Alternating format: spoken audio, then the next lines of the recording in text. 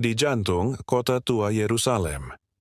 Di antara jalan-jalan sempit berbatu, bau dupa, dan suara doa dari berbagai bangsa, berdiri sebuah bangunan tua, tempat di mana jutaan orang berjalan dengan penuh air mata dan ucapan syukur.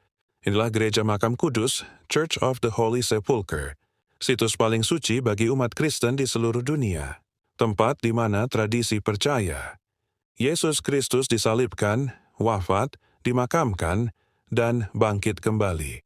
Di dalam gereja suci ini terdapat sebuah titik yang disebut Golgota atau Kalvari, berasal dari kata Aram dan Latin yang berarti tempat tengkorak. Disinilah Injil mencatat peristiwa terbesar dalam sejarah manusia, penyaliban Yesus Kristus. Pada bagian atas gereja ada sebuah kapel dengan altar yang berdiri tepat di atas batu karang. Di balik kaca bening, para peziarah melihat fragmen batu Golgota, yang diyakini sebagai dasar bukit tempat salib didirikan. Dan disinilah tradisi Kristen mengajarkan bahwa Maria, ibu Yesus, berdiri menyaksikan putranya disiksa, dipaku, dan digantung di kayu salib. Tidak ada ibu di dunia yang mampu menahan hancurnya hati melihat anaknya disiksa hingga mati. Namun Maria tetap berdiri dengan iman yang tidak tergoyahkan. Pada tahun 326 M, atas perintah Kaisar Konstantinus dan ibunya Santa Helena, sebuah gereja megah dibangun di lokasi ini setelah penyelidikan dan tradisi gereja mula-mula mengidentifikasi tempat penyaliban dan makam Yesus. Sejak itu, Gereja Makam Kudus menjadi pusat ziarah rohani terbesar umat Kristen. Di bawah satu atap, terdapat lokasi tradisional Golgota, tempat penyaliban.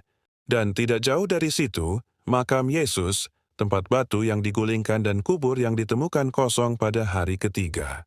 Disinilah umat Kristen dari seluruh penjuru dunia berdiri, berlutut, dan menangis, mengenang pengorbanan terbesar dalam sejarah manusia. Namun, kisah ini tidak lepas dari pertanyaan dan penelitian para ahli. Sejarawan dan arkeolog mencatat bahwa Injil hanya menyebut penyaliban berlangsung di luar tembok kota Yerusalem.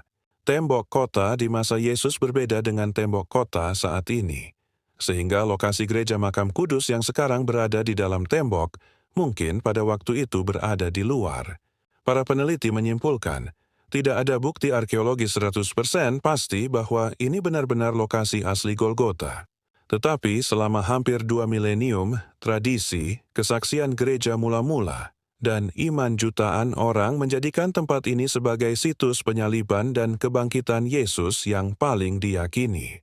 Dan sampai hari ini, tidak ada tempat lain di dunia yang memiliki sejarah rohani sedalam dan sekuat ini.